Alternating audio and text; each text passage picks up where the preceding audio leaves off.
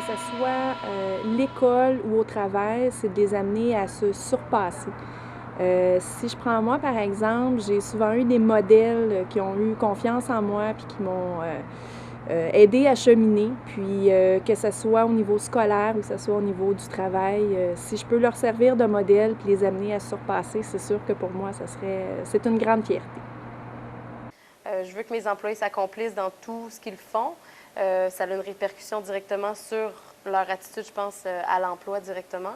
Mais l'école, c'est super important, je pense. C'est surtout qu'ils puissent atteindre leur objectif dans la vie.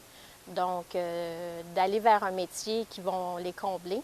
Et on souhaite que chez nous, ce soit un lieu de transition où on peut leur apprendre des valeurs comme le respect, l'accueil, la communication, le travail d'équipe. Généralement, lorsqu'ils ont un bon succès à l'école, qu'ils réussissent bien, on voit chez eux un plus grand enthousiasme.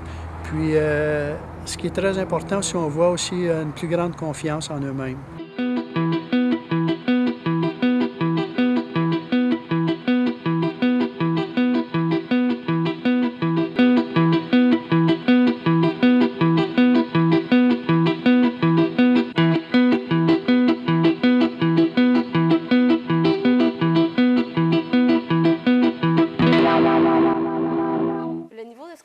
Que je cherche chez mes employés, ça va dépendre de quel poste. J'ai beaucoup d'employés ici comme que c'est vraiment un tremplin.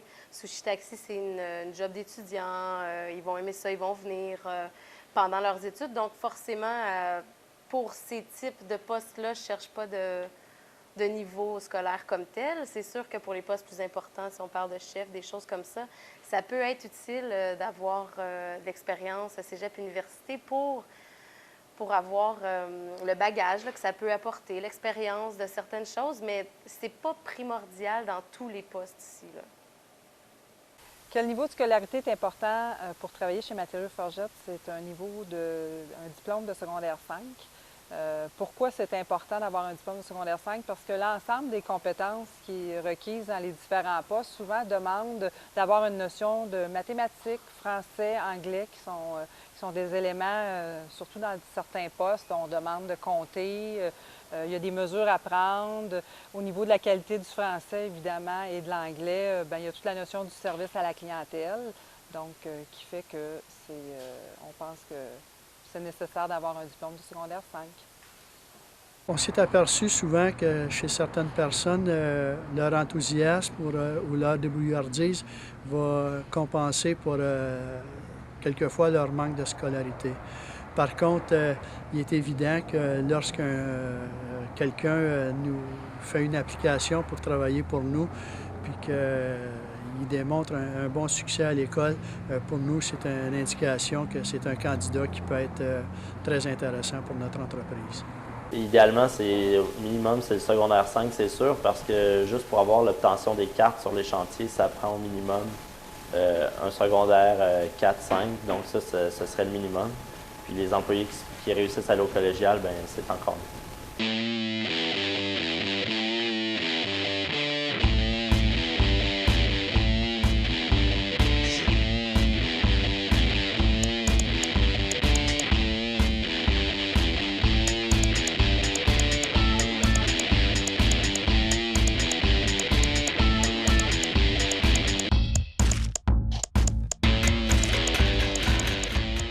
Je sais qu'en hôtellerie, il faut aimer ce qu'on fait. On travaille avec la clientèle, donc je pense que d'abord et avant tout, il faut être dynamique, passionné, ponctuel évidemment.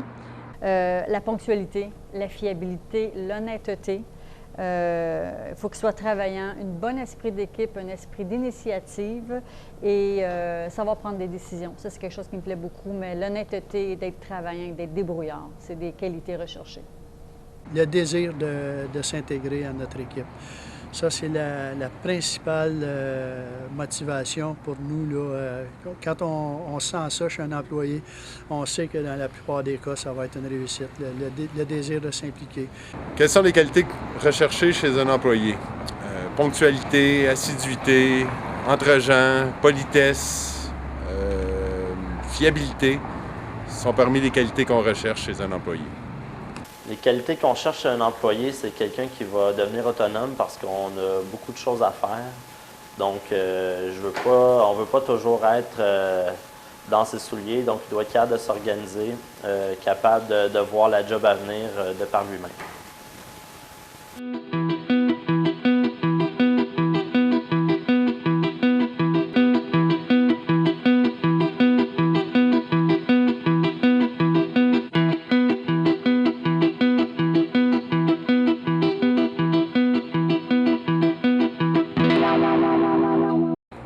Ce que c'est qu'un mauvais employé, moi je dirais c'est plutôt quelqu'un qui serait négatif, quelqu'un qui embarque pas dans l'équipe.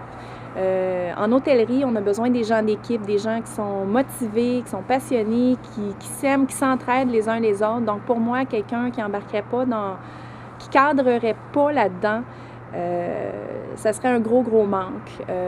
C'est sûr qu'on veut toujours des employés ponctuels, des employés qui sont fiables. Donc c'est ça. Moi, pour être un bon employé, c'est ces qualités-là que ça prendrait en fait.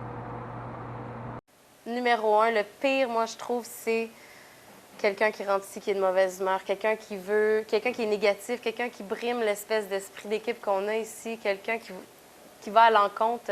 Je trouve que ça va à l'encontre de tout ce qui est positif dans une journée, dans une vie, le sourire.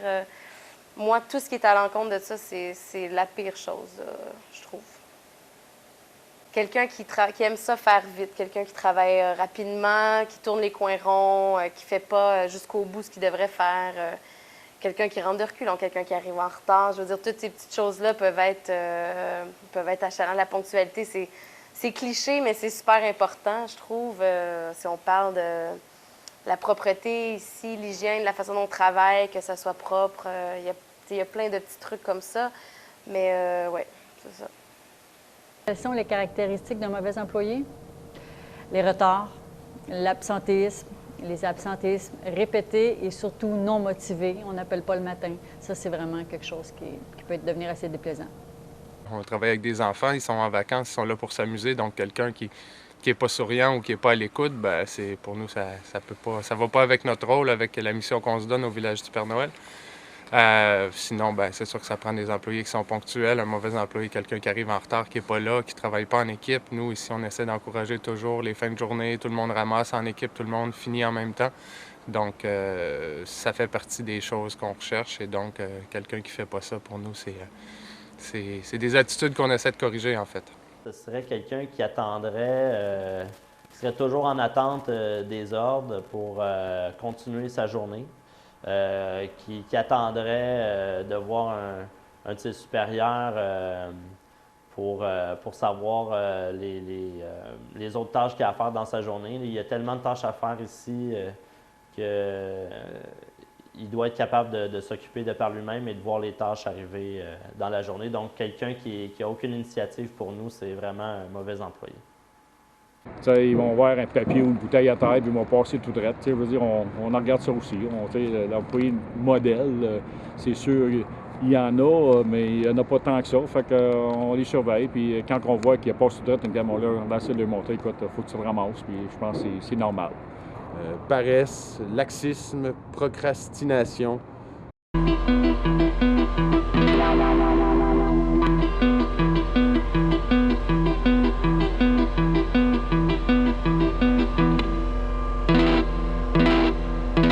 Le travail, c'est pas juste une paye.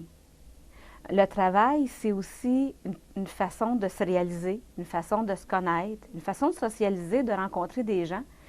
Si on demande aux gens dans notre entourage où est-ce qu'ils se sont fait des amis, bien l'école, l'emploi, c'est souvent des milieux où on socialise, où on va créer des relations intéressantes qui vont même perdurer après l'emploi. Fait que le travail, moi ce que je dis à un jeune qui est démotivé, le travail, c'est pas juste une paye. C'est aussi plein d'autres choses. C'est de la fierté personnelle, c'est des réalisations.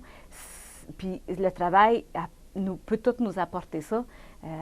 Fait que là-dedans, on peut trouver une motivation, on peut trouver une source de satisfaction personnelle qui peut nous aider à garder la motivation puis à persévérer dans l'emploi. Mon travail m'apporte une opportunité de faire ce que j'aime, de rencontrer différents types de personnes, de m'adapter à différents modes de gestion pour devenir moi-même une meilleure personne, développer mes compétences et avoir du plaisir à travailler.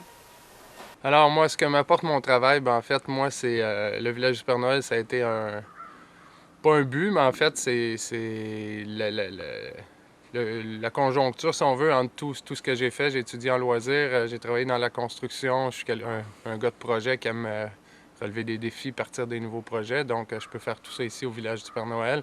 Je travaille avec des jeunes, c'est intéressant aussi, c'est dynamique, on peut les former, on n'a pas des gens qui arrivent avec des mauvais plis toujours, comme on dit, mais on peut partir d'une base puis les amener vers un point.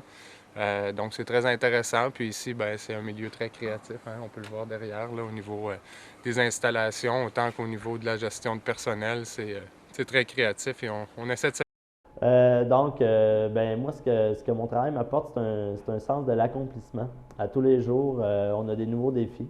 Donc, une fois la journée terminée, le défi relevé, ben, je suis très content de rentrer chez moi puis attendre le défi du lendemain. Bonheur, épanouissement, satisfaction de moi-même. C'est pas mal ça que mon travail m'apporte. La procrastination, c'est de remettre à demain et à plus tard ce qu'on peut faire maintenant. Sinon, avec Wikipédia, c'est super génial pour trouver des beaux mots comme ça.